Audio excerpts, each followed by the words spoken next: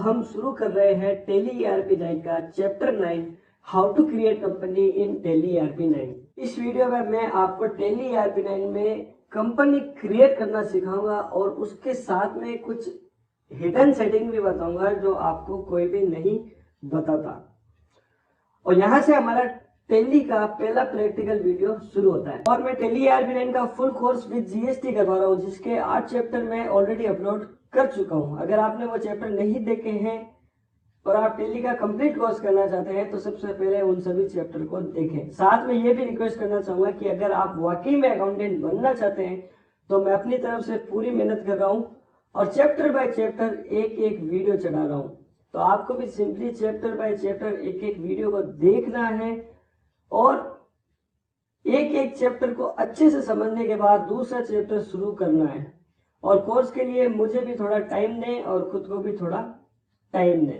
मुझे एक ही काम को 3 बार करना पड़ता है। सबसे पहले मुझे वीडियो रिकॉर्ड करना पड़ता है, उसके बाद में एडिटिंग करनी पड़ती है, फिर उसके बाद में यूट्यूब पे वीडियो अपलोड करता हूँ और फिर उसको अपनी वेबसाइट पे पोस्ट करता हूँ। इसलिए मुझे वीडियो अपलोड करने में थोड़ा टाइम लग जाता है। तो अगर आप चाहते हैं कि अच्छे वीडियो आपको मिलते रहे तो थोड़ा सा मुझे टाइम दे दीजिए। उसके अलावा जो मैंने 2 लास्ट चैप्टर अपलोड किए थे, चैप्टर 7 व्हाट इज GST और chapter 8 difference between composition and regular firm. तो बिना टाइम वेस्ट किए आज का हमारा चैप्टर शुरू करते हैं।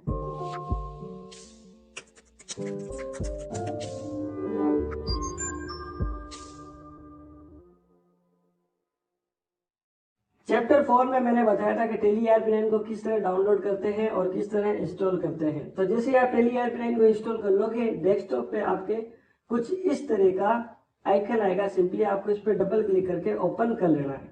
फर्स्ट टाइम जब आप कंपनी ओपन करोगे तो कुछ इस तरह की विंडो खुलेगी। तो एक बात मैं आपको बता देना चाहता हूँ कि टैली ERP 9 को खरीदना पड़ता है और टैली ERP 9 की जो प्राइस है वो 18 से 20 हजार रुपये मार्केट में ली जाती है।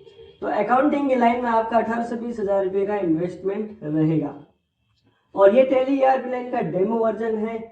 इस वर्जन में टैली ERP 9 के सारे फीचर्स काम करते हैं सिवाय एक फीचर्स के, जिसमें आप कोई भी एंट्री करते वक्त केवल वाउचर की हर महीने की 1 या 2 तारीख ही डाल सकते हैं। इसके अलावा कोई तारीख नहीं डाल सकते। तो केवल इतना ही इस डेमो वर्जन में कमी है, बाकी आप सारे फीचर्स को यूज कर सकते हैं।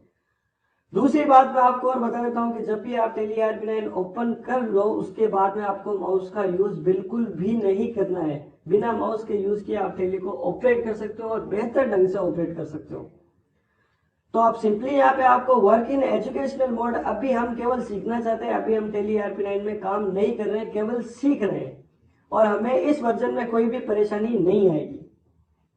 तो सिंपली आपको वर्क इन एजुकेशनल मोड पे आकर के एंटर करना है, या फिर आप देख सकते हो इसके सामने लिखा हुआ है W जो है इसका शॉर्टकट है। आप कीबोर्ड में W प्रेस करके एंटर करेंगे तब भी आपका ये ऑप्शन ओपन हो जाएगा। जैसे ही आप इस पर क्लिक करोगे या ओपन करोगे तो कुछ इस तरह के ऑप्शन आपके सामने होंगे। जैसा कि मैंने बताया था, सबसे पहले टैली ERP 9 में कंपनी क्रिएट की जाती है। जहां पे भी आप काम करोगे, जिस भी शॉप का काम करोगे उसकी कंपनी क्रिएट की जाएगी। तो उसके लिए आप देख सकते हो यहाँ पे लिखा हुआ है क्रिएट कंपनी। कीबोर्ड में एरो का यूज करते हुए आप इस पे आ सकते हो, या फिर आप देख सकते हो इसका शॉर्टकट है C।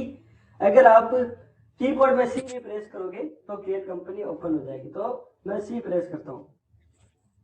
तो यहाँ पर सबसे पहला जो ऑप्शन है वो है डायरेक्टरी। आप देख सकते हो यहाँ पे लिखा हुआ C यूजर्स टैली.ERP9 डाटा। तो सबसे पहले हमें इस डायरेक्टरी को चेंज करना है। कभी भी टैली ERP 9 के डाटा को C ड्राइव में सेव नहीं करना चाहिए। उसका रीजन ये है कि मान लीजिए अगर आपके कंप्यूटर या लैपटॉप में किसी तरह की प्रॉब्लम आ जाए और अगर आपको कंप्यूटर फॉर्मेट करवाने की जरूरत पड़ जाए तो फॉर्मेट के साथ में जो आपने C ड्राइव में टैली का डाटा सेव किया है वो आपका फॉर्मेट के साथ डिलीट हो जाएगा। तो जितना भी आपने काम किया हुआ होगा वो सब कुछ लॉस्ट हो जाएगा। ये आपका एक बड़ा नुकसान हो सकता है। तो इसलिए यहाँ पे केयरफुल रहे, कभी भी टैली डाटा को C ड्राइव में सेव ना करें। तो इसके अलावा C ड्राइव के अलावा कंप्यूटर में आपके जो भी ड्राइव है, D ड्राइव या E ड्राइव, F ड्राइव, जो भी ड्राइव है उस डाटा को सेव, उस डाटा में आपको उस फोल्डर में आपको डाटा सेव कर देना चाहिए। तो अब यहाँ पे मैं आपको एक हिडन सेटिंग बताने वाला हूँ जो हर कोई आपको नहीं बताएगा। तो सिंपली क्या करना है, वापस एक बार टैली को बंद कर देना है। टैली को बंद करने के लिए कीबोर्ड में जो एस्केप का बटन होता है उसको आपको प्रेस करना है। यहाँ पे पूछेगा यस, आपको एंटर कर देना है। उसके बाद में फिर एस्केप का यूज करना है, एस्केप बटन प्रेस करना और एंटर कर देना है। जैसे आप एंटर करोगे टैली बंद हो जाएगी। तो आप सिंपली यहाँ पे जो आपका टैली का आइकन है उस पर राइट क्लिक करके आपको इस टैली ऐप 9 की लोकेशन को ओपन करना है, जहाँ पे भी अपना टैली ऐप 9 इंस्टॉल है उस लोकेशन को। तो मैं यहाँ पे ओपन फाइल लोकेशन पर क्लिक करूंगा। तो याद रखिए ये मेरी वो लोकेशन है जहाँ पे मैंने टैली को इंस्टॉल किया था। अब आपको यहाँ पे एक फाइल मिलेगी टैली, और यहाँ पे आप देख सकते हो यहाँ पे लिखा हुआ है कॉन्फ़िगरेशन सेटिंग। आपको इस फाइल को सिंपली ओपन करना है। अब मैं इसको थोड़ा बड़ा कर लेता हूँ। यहाँ पे आपको एक ऑप्शन मिलेगा specify location of data files. इस लोकेशन को आपको चेंज कर देना है। तो यहाँ पे मैंने यहाँ पे टैली को इंस्टॉल किया था, मैं वही जो लोकेशन फाइल है उसको यहाँ पे रखूंगा। तो सी की जगह मैं कर दूंगा डी, और उसके अलावा यहाँ से लेकर के यहाँ तक मैं पूरी लोकेशन हटा दूंगा। तो जहाँ पे मैंने टैली को इंस्टॉल किया था वो मेरा फोल्डर था डी ड्राइव, उसके अंदर tally.erp9 यहाँ पे मैंने टैली को इंस्टॉल किया था। उसके अलावा एक ऑप्शन और है जिसको चेंज करना है, आपको यहाँ पे मिलेगा to stop default loading set the following line to no. तो यहाँ पे डिफॉल्ट कंपनी यस किया हुआ है, इसको करेंगे नो। अब इस फाइल को मैं कर दूंगा सेव। तो अब देखिए इससे होगा क्या, जो पहले मेरा डाटा सी ड्राइव में सेव होता अब वो मेरा डी ड्राइव के tally.erp9 फोल्डर के अंदर, डाटा फोल्डर के अंदर मेरा टैली का डाटा सेव होगा। तो इसको मैं सेव कर देता हूँ और क्लोज कर देता हूँ, और इसको भी क्लोज कर देता हूँ। अब वापस tally.erp9 को ओपन करना है। तो अब सिंपली वापस आपको क्रिएट कंपनी पे आना है। अब आप देख सकते हैं यहाँ पे ऊपर जो मेरा डाटा लोकेशन सी लोकेशन आ रही थी वो अब चेंज हो चुकी है यहाँ पे, अब परमानेंटली यही सेव रहेगी। तो अब आगे बढ़ते हैं। सबसे पहले पूछ रहा है नेम। आपको यहाँ पे जिस भी कंपनी का काम करना है उस कंपनी का नाम डालना है। फॉर एग्जांपल मैं यहाँ पे डाल देता हूँ XYZ सैमसंग शोरूम। आपको भी यहाँ पे यही टाइप करना है। तो मान लीजिए आप किसी सैमसंग के शोरूम में काम कर रहे हैं, उसके बाद में एंटर करना है। अगला ऑप्शन है हमारे पास में मेलिंग नेम। अब ये मेलिंग नेम क्या होता है, मेलिंग नेम में भी आपको यही रख देना है। उसके बाद में एंटर करना है एड्रेस। एड्रेस में आपको जो भी दुकान का या शोरूम का शॉप का एड्रेस है वो एड्रेस टाइप करना है। तो सिंपली यहाँ पे मैं टाइप कर देता हूँ 123 स्ट्रीट नंबर 2। ठीक है। अब देखिए अगर मान लीजिए एड्रेस बहुत लंबा है तो जरूरी नहीं है आपको इसी एक लाइन में पूरा का पूरा एड्रेस लिखना है। आप चाहे तो एंटर प्रेस करके एक और लाइन का यूज कर सकते हैं एड्रेस के लिए। तो यहाँ पे जैसे फॉर एग्जांपल मैं लिख देता हूँ नागौर। अब अगर मान लीजिए और भी ज्यादा लंबा एड्रेस है तो आप एंटर प्रेस करके एक और लाइन का यूज कर सकते हैं। तो जब तक आपको जरूरत पड़ती है तब तक आप एंटर प्रेस करके 1, 2 या 3, 4 लाइन का यूज कर सकते हो। अब आपको जरूरत नहीं है तो आप सिंपली एंटर दबा दीजिए। तो अब हम अगले ऑप्शन पे आ जाएंगे कंट्री। तो कंट्री हमारी है इंडिया। आप देख सकते हैं यहाँ पे लिस्ट खुली है जितनी भी कंट्रीज है सबकी। तो यहाँ पे सिंपली हमें इंडिया कंट्री को सिलेक्ट कर लेना है। उसके बाद में फिर मैं एंटर करूंगा। अब हमें लेना है स्टेट। स्टेट की भी लिस्ट आपको यहाँ पे मिल जाएगी। तो मैं आपको ये कहना चाहूंगा कि आप यहाँ पे स्टेट जो आपका अपना स्टेट है वो मत लेना, जैसा मैं बता रहा हूँ वही स्टेट लेना। मान लीजिए हम राजस्थान की किसी कंपनी का काम कर रहे हैं तो हम यहाँ पे स्टेट में राजस्थान RAJA टाइप करेंगे। ठीक है। तो अब यहाँ पे राजस्थान स्टेट को सेलेक्ट करना है। लेकिन यहाँ पे एक बात ध्यान रखना, जो भी स्टेट है आपके सामने यहाँ पे दिए हुए हैं, अगर मैं राजस्थान की स्पेलिंग गलत टाइप करता हूँ, फॉर एग्जाम्पल RE टाइप करता हूँ, तो यहाँ पे एक तरह का एरर बताएगा जो है स्पेलिंग एरर। यानी RE नाम से कोई स्टेट नहीं है, RE स्पेलिंग से। तो यहाँ पे सही स्पेलिंग आपको टाइप करना है, वरना इस तरह का एरर आ सकता है। तो हमें RAJA राजस्थान टाइप। उसके बाद में आपको सिटी का पिन कोड डालना है। तो मैं यहाँ पे पिन कोड डाल देता हूँ 341001। उसके बाद में कंपनी का कोई फोन नंबर है तो वो फोन नंबर आपको यहाँ पे डालना है। तो मैं डाल देता हूँ 12345। उसके बाद में एंटर करके मोबाइल नंबर, कंपनी के मोबाइल नंबर आपको डालने हैं। तो कंपनी के मोबाइल नंबर मैं डाल देता हूँ मान लीजिए 12345678990। ठीक है। उसके बाद में आपको एंटर करना है। एंटर करने के बाद अगला है फैक्स नंबर। तो फैक्स का तो अब जमाना ही नहीं रहा, तो इसको आप चाहे तो ब्लैंक रख सकते हैं, खाली छोड़ सकते हैं। तो एंटर करूंगा। अब डालना है कंपनी का ईमेल एड्रेस, जो भी कंपनी का ईमेल एड्रेस है। फॉर एग्जांपल मैं यहाँ पे डाल देता हूँ happylearning1@gmail.com। तो अब मैं आगे बढ़ूंगा। अगला है फाइनेंशियल ईयर बिगिन फ्रॉम। तो अब ये फाइनेंशियल ईयर क्या है उसके लिए मैंने अलग से चैप्टर रिकॉर्ड किया है। अगर आपने वो वीडियो नहीं देखा है तो आप जाकर के वो वीडियो देख सकते हैं और फाइनेंशियल ईयर को अच्छे से समझ सकते हैं। तो हमारा इस साल का जो फाइनेंशियल ईयर वो शुरू हुआ था 1 अप्रैल 2019 से। तो मैं यहाँ पे 1/4/2019 लूंगा और एंटर कर दूंगा। अगला ऑप्शन है हमारे पास यहाँ पे बुक्स बिगिनिंग फ्रॉम। इसका मतलब क्या होता है? देखिए हमारा फाइनेंशियल ईयर जो है वो तो 1 अप्रैल 2019 से शुरू हो गया था। अब मान लीजिए किसी ने नया नया ही काम शुरू किया और उसने काम शुरू किया या कोई भी दुकान है ओपन की 1 जून से, तो उसके जो अकाउंट्स है या बुक्स जो है वो 1 जून से शुरू हुए हैं। तो आप चाहे तो यहाँ पे 1 जून 2019 टाइप कर सकते हैं। तो मैं आपको रिकमेंड करूंगा कि यहाँ पे भी फाइनेंशियल ईयर की डेट ही रहने दें 1 अप्रैल 2019। उसके बाद में अगला ऑप्शन है टेली वोल्ट पासवर्ड। अगर आप यहाँ पे किसी भी तरह का पासवर्ड डालते हैं, फॉर एग्जांपल मैं डालता हूँ 1 2 3, यहाँ पे भी 1 2 3 4, तो ये पासवर्ड जब भी आप टेली को ओपन करोगे, जब भी आप टेली ओपन करोगे तब आपसे पासवर्ड पूछेगा, तब आपको ये पासवर्ड डालना है। तो फिलहाल यहाँ पे मैं ब्लैंक रहने दूंगा, कोई भी पासवर्ड नहीं रखूंगा। तो दोनों ऑप्शन को यहाँ पे ब्लैंक रहने देते हैं। अगला है यूज सिक्योरिटी कंट्रोल। ये भी एक तरह का पासवर्ड है। अब ये किस तरह का पासवर्ड है? अगर आप इसको यस करते हो तब आपको यहाँ पे पूछेगा नेम ऑफ एडमिनिस्ट्रेटर। आपने जो ये कंपनी बनाई है XYZ सैमसंग शोरूम, जब भी आप इसको ओपन करोगे तब आपसे जो पासवर्ड पूछेगा वो ये वाला पासवर्ड होगा। फॉर एग्जाम्पल मैं यहाँ पे नेम ऑफ एडमिनिस्ट्रेटर देता हूँ अफजल और पासवर्ड डालता हूँ 1 2 3 और यहाँ पे भी 1 2 3। तो अब मैं जब भी ये कंपनी ओपन करूंगा तब मुझे जो पासवर्ड पूछेगा वो ये वाले पासवर्ड मुझे डालने हैं। तो देखिए यहाँ पर 2 तरह के पासवर्ड हैं, एक तो है टेली वोल्ट पासवर्ड और एक है use security control. Tally vault password अगर आप देते हो तो जब भी आप टेली ओपन करोगे तब ये पासवर्ड पूछेगा, और अगर ये वाला आप यूज सिक्योरिटी कंट्रोल वाला पासवर्ड देते हो तो जब भी आप टेली के अंदर कोई कंपनी ओपन करोगे तो उस कंपनी में आपने क्या पासवर्ड दिया था वो पासवर्ड आपको डालना पड़ेगा। तो फिलहाल इसको भी मैं रहने दूंगा नो और कर दूंगा एंटर।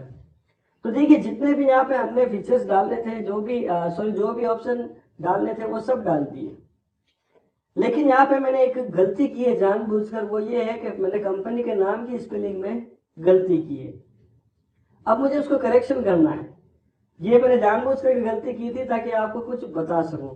अब मुझे मान लीजिए उस ऑप्शन को कंपनी के नेम को वापस चेंज करना है, कंपनी नेम को करेक्शन करना है, तो आपको वापस वहीं पे जाना पड़ेगा। और वहां पे जाने के लिए आपको कीबोर्ड में बैक स्पेस का यूज करना है। बैक स्पेस जो एंटर के ऊपर होता है उसको आपको यूज करना है। तो बैक स्पेस यूज करते रहना तब तक जब तक कि आप उस ऑप्शन पे नहीं चले जाए। तो हम यहाँ पे आ गए, तो हम यहाँ पे सिंपली वापस में टाइप कर दूंगा XYZ सैमसंग शोरूम। यहाँ पे मैंने जो कंपनी में मिस स्पेलिंग की थी वो वापस में करेक्शन कर दूंगा और एंटर दबाऊंगा।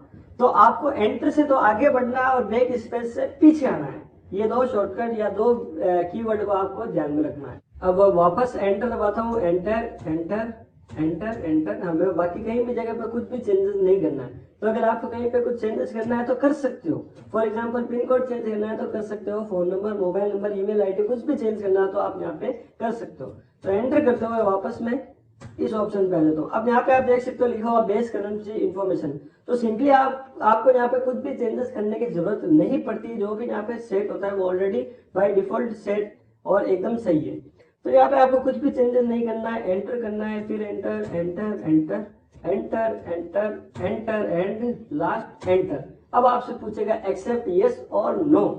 तो जैसे ही आप एंटर करोगे आपकी कंपनी क्रिएट हो जाएगी। मैं यहाँ पे करता हूँ एंटर।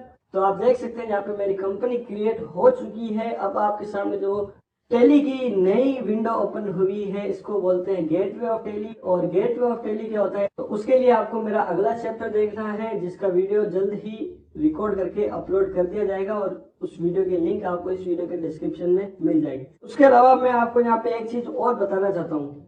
आप देख सकते हैं कि यहाँ पे जो क्रॉस का बटन है वो यहाँ पे काम नहीं करता। अगर आप इस पे क्लोज के बटन पे क्लिक करोगे तो यहाँ पे कंपनी बंद नहीं होगी या टेली जो है वो बंद नहीं होगी।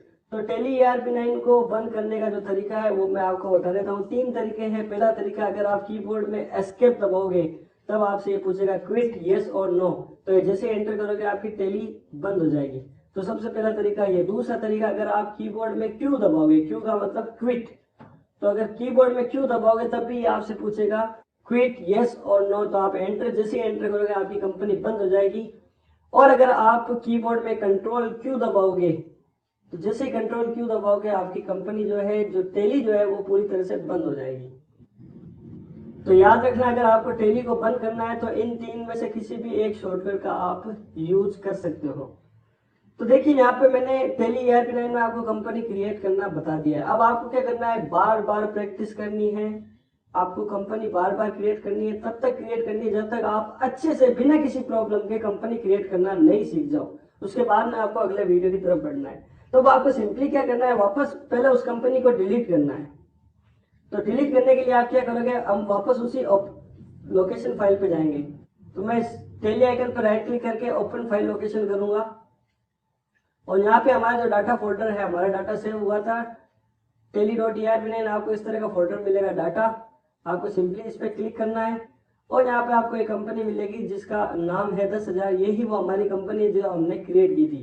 तो अब सिंपली इसको आप डिलीट कर सकते हैं, सीधा कीबोर्ड में डिलीट दबा करके, तो कंपनी हमारी जो है डिलीट हो जाएगी। अब वापस आपको टेली को ओपन करना है और वापस आपको कंपनी क्रिएट करनी है, फिर आपको वापस क्लोज करना है टेली ERP9 को, फिर आपको डिलीट करना है। इस तरह आपको मैक्सिमम प्रैक्टिस करनी है। और जब आप श्योर हो जाओ कि मैंने टेली ERP9 में कंपनी क्रिएट करना सीख लिया है, तो उसके बाद में आपको टेली में वापस कंपनी को डिलीट नहीं करना है, ताकि हम आगे की प्रैक्टिस उसी कंपनी में कर सकें। तो उम्मीद करता हूँ आपको वीडियो अच्छे से समझ में आया होगा। जल्दी मिलेंगे नए वीडियो के साथ, तब तक के लिए टेक केयर।